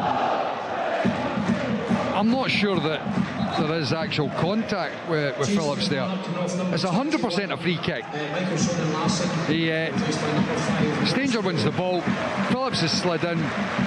He impedes him, but he's gone down as if he's like got a sore leg there, and lo and behold, the yellow card comes out and then he's back up. I don't think it needs to be a yellow card either. Lewis Mayo's come on at right back for Michael Shunning-Larson. Straight swap there at full back. 54 in, 2-0 Kilmarnock lead here as Hugo chases one down. Fraser should be there to see it behind. A goal kick. Let's get to Dens Park. Check Young's there. Anything notable happened in the second half? We just had a real good chance for Livingston. Newbley with a header came over and he just got a looping effort on it, and it just went over the crossbar. He actually slid himself into the post in his efforts. He's all right. He's back. He's up and about him again. Livingston are playing well. You know, they're getting the ball, moving it about a bit, but it's Dundee who are still ahead by that goal from Cam Congreve after 13 minutes. So, as we said, Alistair, they're the team who are staying put in this league as we stand 1-0 to Dundee with 56 minutes played. Nice check. Yeah, Dundee, the visitors to Rugby Park on Tuesday, and it could be that Dundee are safe and maybe Kilmarnock will be as close to safety by then as well. Let's head to the Falkirk Stadium, where Hibs have already taken a real beating already this season, but it sounds like they're going to inflict one of their own on Falkirk. Ian McCall? Well, they're certainly looking like it just now. It's still Falkirk 0, Hibs 3. I mean, the flow and the nature of the game is very much as expected after that first half. I mean, Falkirk are trying to get the ball forward, trying to get players forward, you know, and Hibs are just sitting in and looking at hitting the counter attack as it was expected to be. Elding and Boyle up front have got genuine pace. I mean, there's been no clear-cut chance, but there was a brilliant cross, I'm right behind it, from Brad Spencer, the Falkirk captain, which Calvin Miller, I thought from here he was on it. He just didn't quite go on it. He'd an open goal at the back post if he got on it. So it's still at the Falkirk Stadium, it's still 3-0 to Hibernian. Cheers, Ian. Freckleton coming forwards and linking on this left hand side with Young. Now he finds Idowu at the edge of the box, trying to find a half a yard to get a shot away. Eventually comes out to the left hand side to Freckleton, and his low ball in is cut out by Max Stryett. Let's head to Pittodrie. Willie Miller. Yeah, well, United had the ball in the back of the net, but has been deemed offside. Sapford it was, and it was in the build-up. Wasn't him that was offside. They finished it really well. So United have made a couple of changes. Eskison coming on and Waters coming on as well, and they've started really positively in the second half, but they haven't been able to get that equaliser yet. It's been a fast and furious game. Both teams, you know, pretty determined to get forward as quickly as they possibly can. So, you know, all to play for still. United, oh, what an opportunity over the bar. So it is raging end to end. It's an exciting game of football. It's not much culture in it, I would suggest, but it's keeping everybody's attention, that's for sure. Aberdeen still winning 1-0. Thanks, Willie. 2-0 here to Kilmarnock, looking for just a second away win of the season, and Kilty picks up. Oh, it's a solid challenge, let's say, from Freckleton to stop Kilty. It's picked up by Lowry though, over on the left hand side. Opportunity for Curtis to put it in. It's a good ball, attacked by Watson straight at the goalkeeper, and it remains 2-0 to the visitors. St Mirren in a hurry to get forward. It's bowled out to Devaney. Devaney wants Young to come short. He's been robbed by Mayo. Mayo now surging forward for Kilmarnock, runs into Tanser, and Young picks up possession and plays it into Donnelly. 57.5 on the clock. 2-0 Kilmarnock as Idowu comes forward for St Mirren. Back to Donnelly, who's just stepped into midfield in the second half, as Michael said, with St Mirren having gone to a 4 at the back. Tanser now left hand side into Devaney. Devaney forward for Young. Young clips out to the right hand side, looking for Richardson, who's battling away there with Curtis, who's going to come out on top there, and eventually the referee gives the decision to Kilmarnock. It's the right decision. Richardson effectively traps the ball in between his feet and does a wee roly-poly. Slightly unconventional, yeah, but and not really legal. Yeah, in a footballing sense. Yes, you can do it in your house if you want. Here's Chibola just feeding that forward for Watson, who's playing in that slightly unusual role, I would say, kind of almost wide right. David Watson, who's out of contract, and I imagine will have a number of suitors in the summer if he doesn't sign a new contract at Rugby Park. As Freckleton turns away from Hugo, just to the left of his own penalty area, plays it square to Fraser, and then out to Richardson, right hand side, to Donnelly, back to Freckleton, still inside his own half. inside his own penalty area indeed, with the hour mark almost upon us. Now it's Donnelly, former Killie man. Fraser now. The run's made by Richardson. The home fans want Fraser to try and pick him out. He doesn't do so, and then Devaney loses it on the halfway line and fouls Kilty to make matters worse. And the home fans becoming more and more disgruntled as they see their side, League Cup winners, Scottish Cup semi-finalists, slipping ever closer to that playoff spot. This is their it's top 6 last 3 seasons for St Mirren. They've been used to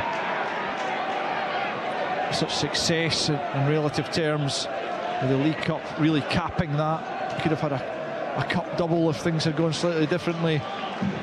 And here they are battling for survival as Young tries to hit the byline. Good challenge on him by Stanger, who's been dragged out to this near side. Watson goes back there to help Kilmarnock regain possession. He just feeds it forward, looking for Hugo to flick it on. Freckleton will latch on to that.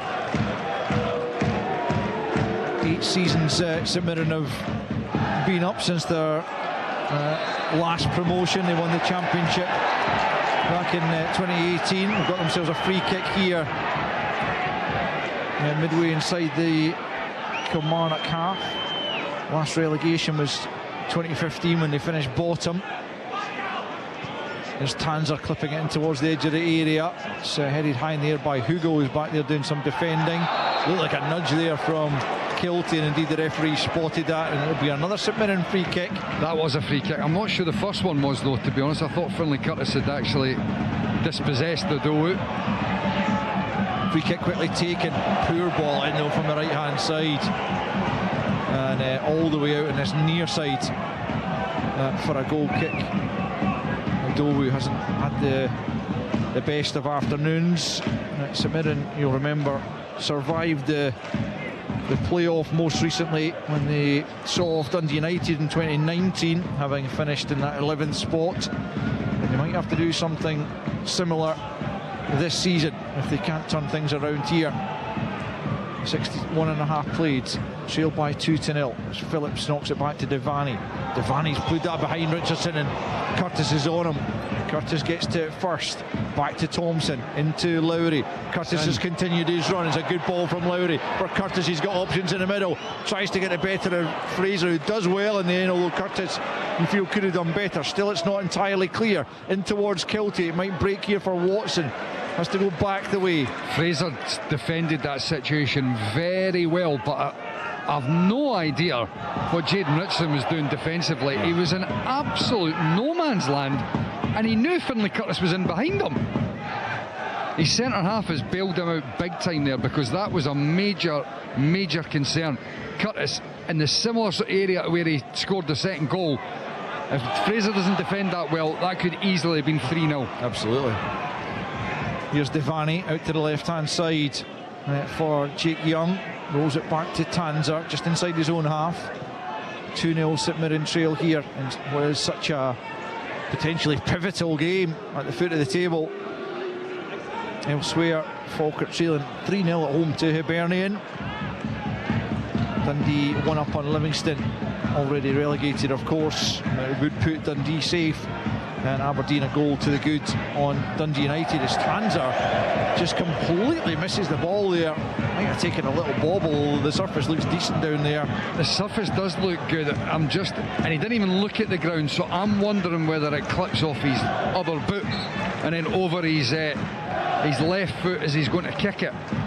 Because normally if there's something like that, they would do a wee ceremonial disgruntled look at the ground there, and Tanzer didn't do that. Out for a throw in now for St Mirren on this near side. The home side trailing by 2-0. Just 5 victories at home this season is part of the reason why St Mirren find themselves in the precarious position they do.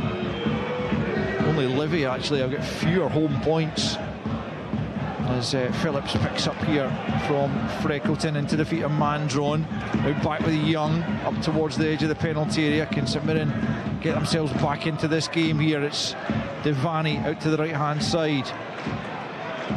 Idowu now up against Curtis. Lowry's out there helping as well, but Idowu does get it into the area. It's over Phillips. It'll come for Tanser. He has to go back the way though to Freckleton. He finds Donnelly.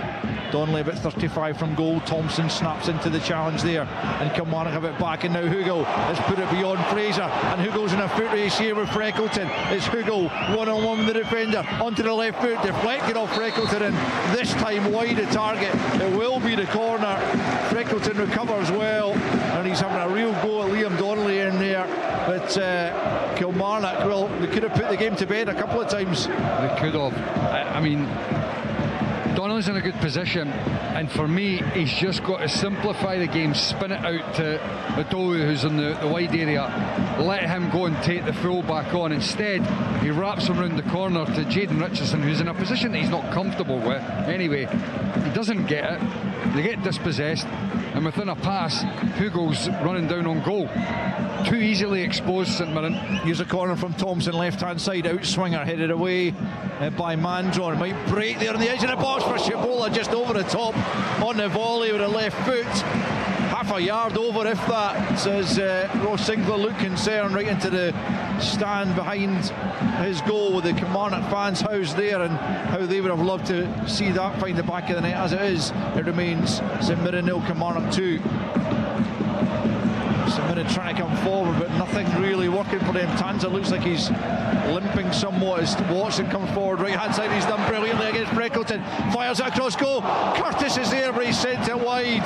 Brilliant ball in from Watson as he gets the thumbs up from Curtis, who couldn't guide it into the back of the net. And there's another opportunity come and gone for Kilmarnock. Do you know what? Watson does brilliantly to win the ball against Freckleton in the challenge, but I know what you're saying, it's not a bad ball, but I actually think he should drive into the box there. I don't think he needed to play it as quickly as he did, and there was it Kilty and Hugo that were both making their way into the box as well. I think if he'd driven into the box there, it would have become an easy sort of cutback for one of them just to effectively tap into the net. He was unopposed because he'd won the 1v1 duel against Freckleton. He could have kept driving right in towards the goal. I think would have been the better option. Yeah, you might well be right. I think he just spotted Curtis coming in at the back post. And it's not a bad one. Yeah. I just think that if he'd driven in, it could have become a very simple, straightforward tap into the back of the net from one of his front men. Well, that's 3 good chances in the space of the last few minutes that Kilmarnock have passed up, let's say. Midway point almost in the second half. Can St Mirren make them pay for not having put the game beyond them? Not passes like that in the midfield given away by Idowu. Here come Kilmarnock again. It's Hugo on the right hand side of the penalty area. This time he cuts it back to Lowry. It's a difficult one to bring down, but he's brought it under control. Curtis, what a goal! And surely now Kilmarnock will have the 3 points. Wonderful finish from Finlay Curtis. A similar side-footed, composed drive into the far bottom corner. Ross Sinclair could not get there. Lowry did ever so well to keep it alive as the ball was fizzed into him. He got it out to Curtis, who drove it past the goalkeeper. The St Mirren fans are heading for the exits. Their side trail by 3 goals to 0. It's just top class from Curtis, it really is. The ball got fizzed across them just moments before, the one we're talking about. He wasn't able to control it in the back of the net. This one is just another class finish. Very, very similar, as you mentioned there, to the second goal. Inside left channel, punches it with great accuracy into the corner. Ross Sinclair's got no chance, but again, you're talking about 3 or 4 attacks from Kilmarnock in the last few minutes, and every single one of them has come from an unforced error from St Mirren. A cheap turnover, a needless pass, and then they're not recovering quickly enough. Even when the ball breaks to Lowry on the edge of the box, you're thinking one of the St Mirren players should be going and winning that ball. They didn't. Lowry knocks it into Finlay Curtis's path, and then he finishes it off. Game's done. It certainly seems that way. St Mirren really haven't been at the races for the most part. They've just had to make another change. Scott Tanzer, as I mentioned just a couple of moments ago, looked like he was struggling, and he's had to be replaced by Richard King. But it's attacking intent they need as Lowry goes and dispossesses Jake Young as he approached the Kilmarnock penalty area, and Lowry clears down the right hand side. 3-0. The away fans, so Kilmarnock's travelling support, haven't had a whole lot to sing about and shout about this season, but they're certainly doing plenty of that right now with their side 3 to the good. It's been a cracking performance from Killie. It really has. Obviously the goals just add that extra layer to what has been a pretty comfortable and dominant performance, and the goals just make it even more it just makes it even more of a commanding performance. The belief grows, the confidence grows from that as well. Scoring at good times as well. Early on in the first half at the start of the game, right at the start of the second, and now 20 minutes to go just to kill it off. Goals at good times, just cementing that dominance that they've had throughout the game really. St Mirren have never really been able to build any momentum apart from, you would suggest, that last 5 minutes of the first half. Yeah, they couldn't get the goal back, and now they trail by 3. There's been another goal at Dens Park. Chick Young. I think that's turned it for Dundee. I have to say that Livingston were getting themselves back into it. Alistair, we've played 71 and a half minutes. It is now 2-0 to the Dens Park side. Finlay Robertson, there was a treble substitution by Stephen Presley, put 3 players on at the moment, but it's Finlay Robertson who's one of them. I'm telling you, 30 seconds on the park, ball played down the right side, getting across, and he sweeps it into the net. Joy for the Dundee fans. We have less than 20 minutes now left to play here at Dens Park, and it looks to me as if Dundee will be Premiership material next season. It's Dundee 2, Livingston 0. Thanks again, Chick. Stephen Presley doing a good job, maybe against the odds, certainly against some of the people who viewed his appointment as a dodgy one, but looks like he's going to have kept his side in the Premiership with a bit to spare. 1-0 Aberdeen, it remains at Pittodrie against Dundee United, and 3-0 Hibs at the Falkirk Stadium. Playoffs, Airdrie are 1 apiece with Alloa on the day, but 2-1 down on aggregate. Still looks like they could be heading down to League One. Steny, Queen of the South, is still all square on the day and on aggregate.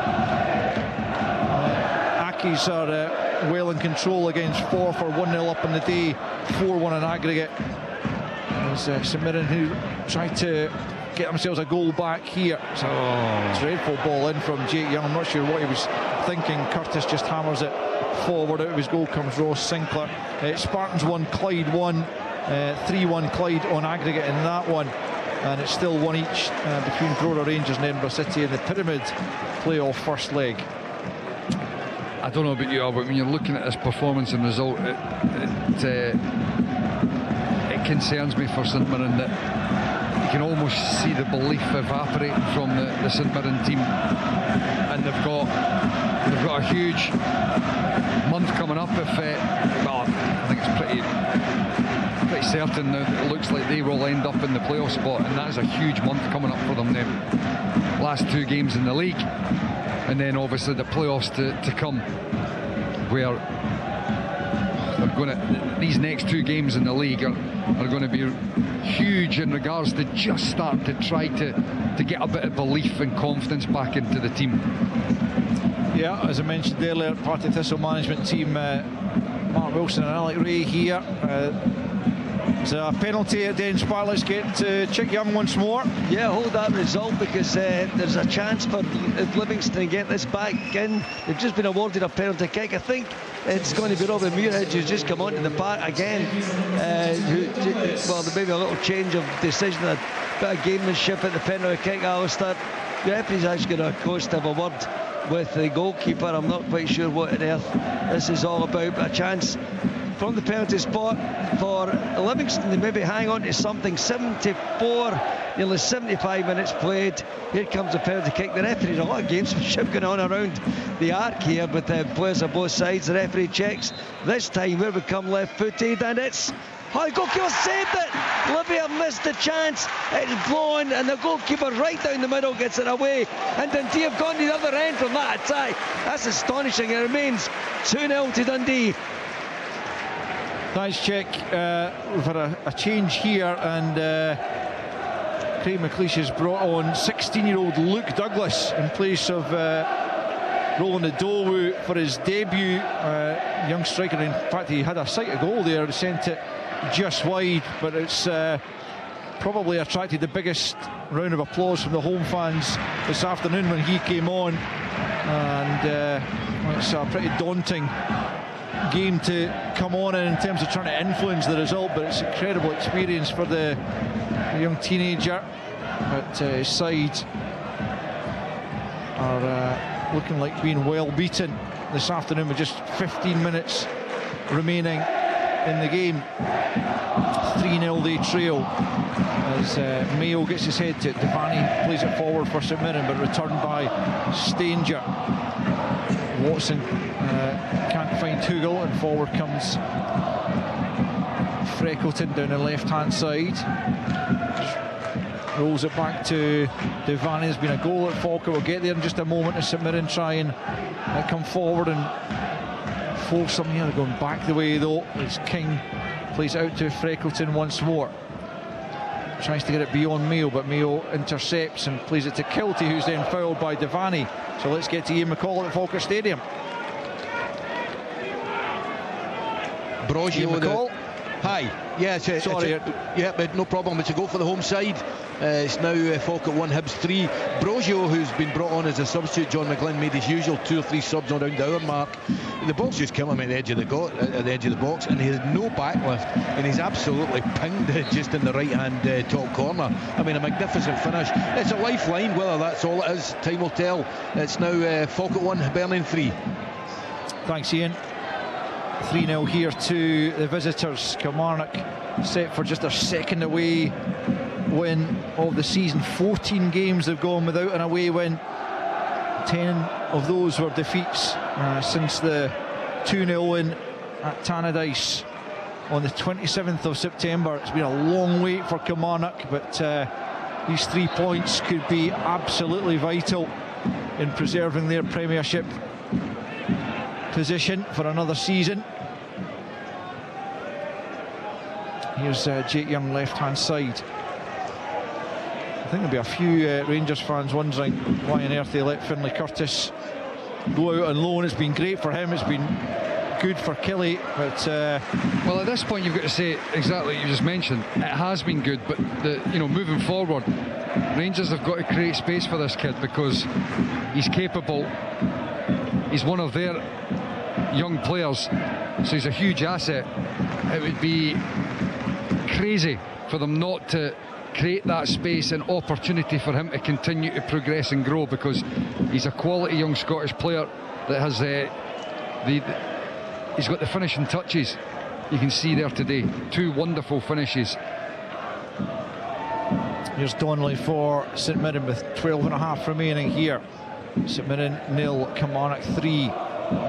St Mirren are going to be rooted in 11th position, 4 points behind Kilmarnock with just 2 games to play, and a trip to Pittodrie next up for Aberdeen, a game they'll have to go and win. And the other thing for me when it comes to Finlay Curtis is that he's quite unusual in a wide player. He's obviously right-footed. He's probably best playing off that left-hand side where he scored his 2 goals, but he's very capable playing on the right-hand side as well. You see a lot of these wide players, they aren't comfortable with that. He is. He can play either side effectively. A couple of changes here for Kelly as Bruce Anderson comes on for Joe Hugel, and Rory McKenzie will replace Greg Kilty for the closing 11 and a half minutes. Kilty was good today. Yeah, he was very, very good today. Yeah, he's a player who doesn't usually attract many headlines or anything, but he was excellent against his former side.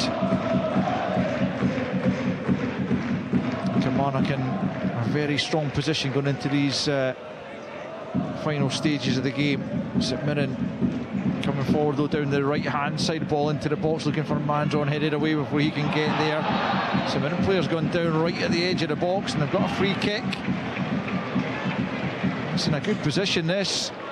They haven't had too many opportunities really. I think it was a young substitute, Luke Douglas there, who went down under the challenge right on the edge of the 18-yard box, and arguably it's one of those ones where they say it's almost too close to get up and down, but nonetheless, given that they haven't created all that much from open play, they've got to try and do something from the dead ball situation. Let's see if they can do so here. We're just over 10 minutes left.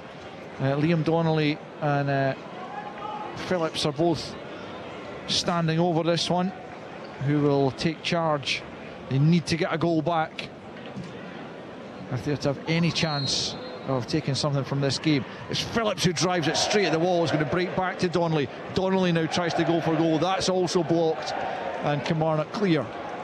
And a bit of a waste in the end. St Mirren still trying to come forward down the right hand side, but it's going to bounce behind for a goal kick. And this season it's just from a position where it was looking so bright for St Mirren in terms of their cup win. It's really all going wrong, Michael. Yeah, look, there is a multitude of reasons that have obviously played its part. I think some key players missing, injuries at vital moments. There's a period around about, the October, November, December time where a number of really bad decisions that went against them as well, which have affected the confidence and the belief in the side as well. Yeah, they're certainly lacking in that at the moment as Kilmarnock play out from the back, and it's slid forward by Shabola, and it's Anderson. He's one-on-one here with Fraser just outside the penalty area. He slipped that in. Shabola with a chance to make it 4. It's going to come off Donnelly. Somehow managed to get back and keep that from crossing the goal line when it looked like he was going to score another St Mirren own goal, but Shabola didn't make good contact. Came off the keeper, back off Donnelly, but he was able to recover. Here's Thompson going for goal, takes a big deflection, and that'll be behind for a corner. But that could easily have been 4-0, Kelly. Well, I'm flabbergasted it wasn't 4. I don't know what Shabola did there, because his first touch looked pretty good to set himself just to pass into the net. I don't know whether he misses it or what, but it ricochets around, and as you said, it then looked like it was going to trundle over the line until, I'm not sure which St Mirren defender it was, but they were able to clear it. Here's a corner from the left hand side, half cleared and then further cleared. There's been another goal at Dens. Chick Young. Yeah, I think it's game, set, match. Dundee now, 83 minutes on the clock. Yandanda with a headed goal. The ball was all sorts of ping-ponged over the 6-yard box for a while, came across the left side, and Danda with a header just inside the 6-yard box, gets it over the line in the wake of that missed penalty. So it's 3-0 to Dundee. They are home and dry in terms of staying in the league next season. We have only 6 minutes left to play here at Dens Park, Alistair. It's Dundee 3, it's Livingston 0. Thanks, Chick. Falkirk 1, Hibs 3, Aberdeen 1, Dundee United. Let's hear from Willie Miller. What's happening in the closing stages there? Plenty of effort, lack of composure and lack of quality in front of goal, to be perfectly honest. I've seen 2 efforts, one at either end, one from a free kick, one from general play, that from 18 yards it ended about 30 yards over the bar. So it's one of these games where there's no doubt about the effort, the determination. They're getting the ball forward. It's fast, it's furious, but the quality simply isn't there. Couple of opportunities. Milne put a good cross in for Olasanya, who managed to hardly make contact with it when he should have really had it in the back of the net.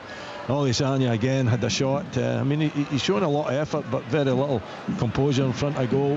Satchford had the ball in the back of the net, but it was determined to be offside, and Aremu had a tackle and Dolchek went to VAR. It was a potential penalty, and we've just had an order off.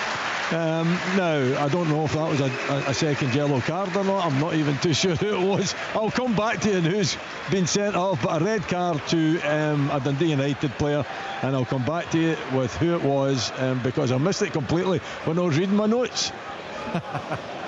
No worries, Willie. Looks like Aberdeen are going to get the 3 points in that one. It certainly looks like Kilmarnock are getting the 3 points here in Paisley. I mentioned at the start of the game, it was such an amazing record against St Mirren, and that's going to continue.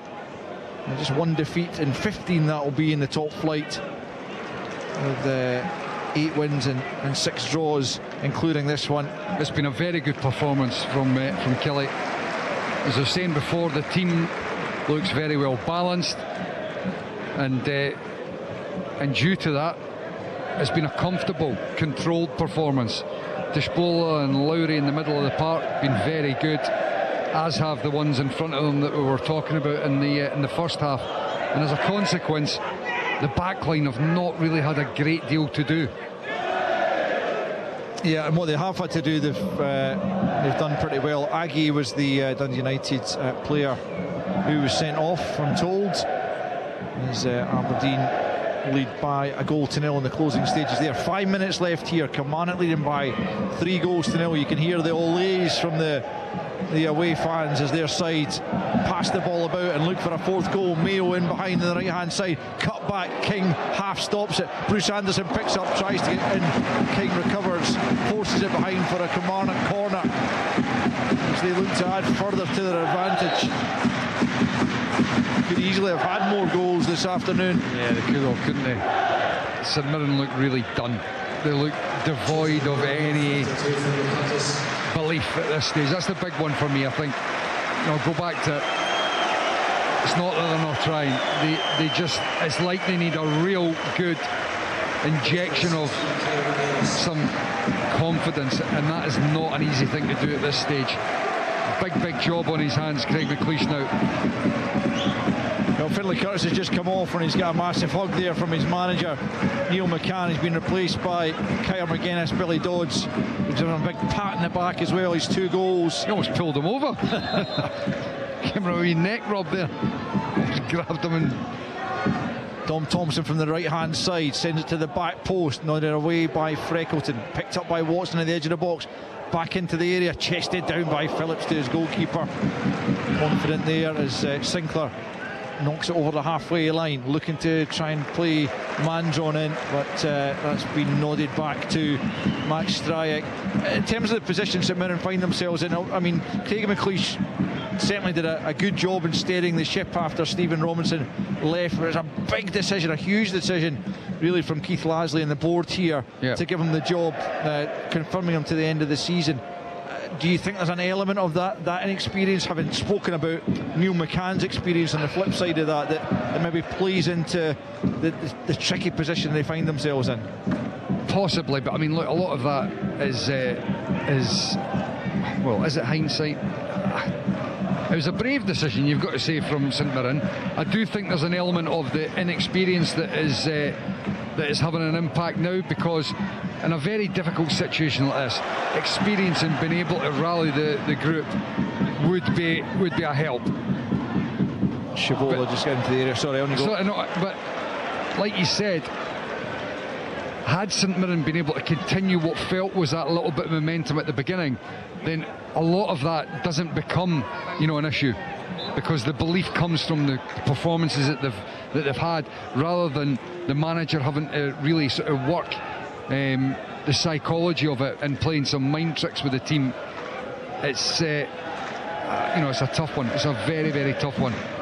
The right here and now, of course, an experienced manager would help slightly, but it's a little bit of after the horse is bolted type scenario. A couple of minutes left here, and St Mirren trail by 3-0.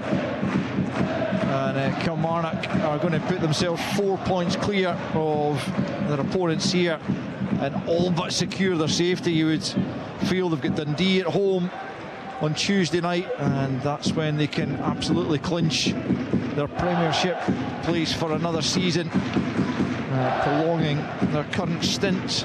Well, you've got to say that Neil McCann and Billy Dawes have done a wonderful job at Kilmarnock, because prior to them going in, they looked like they were in trouble. The squad didn't look like it really had a good balance to it, didn't look like they were capable. Now you look at this performance here, and it could be 4, although I think Watson was offside, but the flag's not come. It's going to be a corner actually in the end. The goal of Pittodrie, Willie Miller. Yeah, it's the second goal for Aberdeen, and he couldn't miss it. Olasanya just simply couldn't miss this one.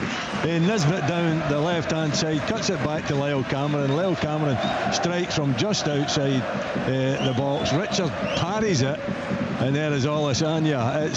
And he blasts it into the back of the net. He's had a number of chances, 2 or 3 this afternoon. He's never shown the composure to take them. He didn't really have to do too much. He just simply couldn't miss it to give Aberdeen that second goal, and surely the 3 points. Thompson into the area, all the way behind, no for a goal kick. Thanks, Willie. 2-0 Aberdeen then. Olasanya, I think that's his first goal for the club. Stephen Robinson had been talking during the week, saying his performances had been good and he'd added a lot, something different to the team, but he just needed a goal. Well, there you have it. In the closing stages this afternoon, he knocks in to make it 2-0 to Aberdeen.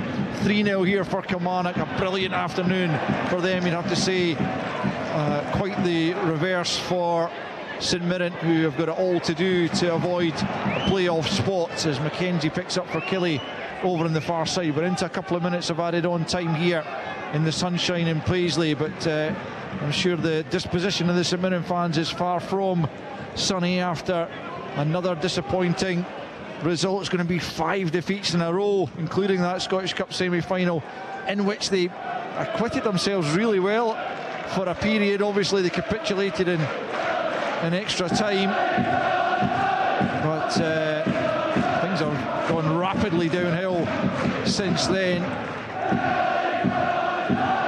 And the Kilmarnock fans, you can hear probably in the background that they are joyous at the way this afternoon has turned out. It couldn't have gone any better for them, really.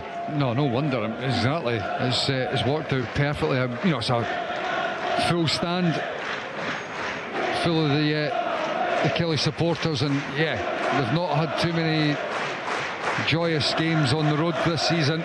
This is certainly the best of the bunch. They've been very, very good at a time when it's been needed most.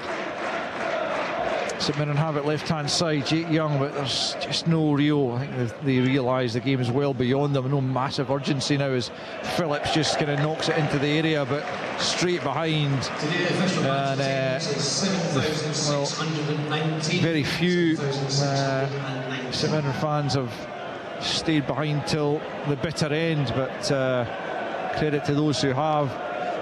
But it's the Kilmarnock fans who are going to greet the final whistle with a huge roar and relief, you would imagine, because they are close to safety. But there's the final whistle, greeted by boos from the remaining home fans, who have seen their side take a step closer to that potential trapdoor of the playoff spot. 4 points now behind today's opponents and the victors Kilmarnock. 3-0, 1-0 up at half-time thanks to an own goal by Miguel Freckleton, and then a Finlay Curtis double in the second half. The first just 30 seconds into the second period, latching onto a loose ball inside the area and knocking it into the far bottom corner, and it was a very similar finish midway through the half to secure the 3 points for his side. Finlay Curtis and Kilmarnock were excellent to a man this afternoon, and they have gone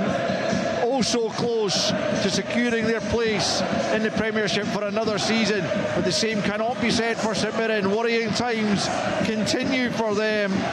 It could have been more for Kelly, who had other opportunities to add to their advantage, but they will absolutely take a 3-0 victory away from home.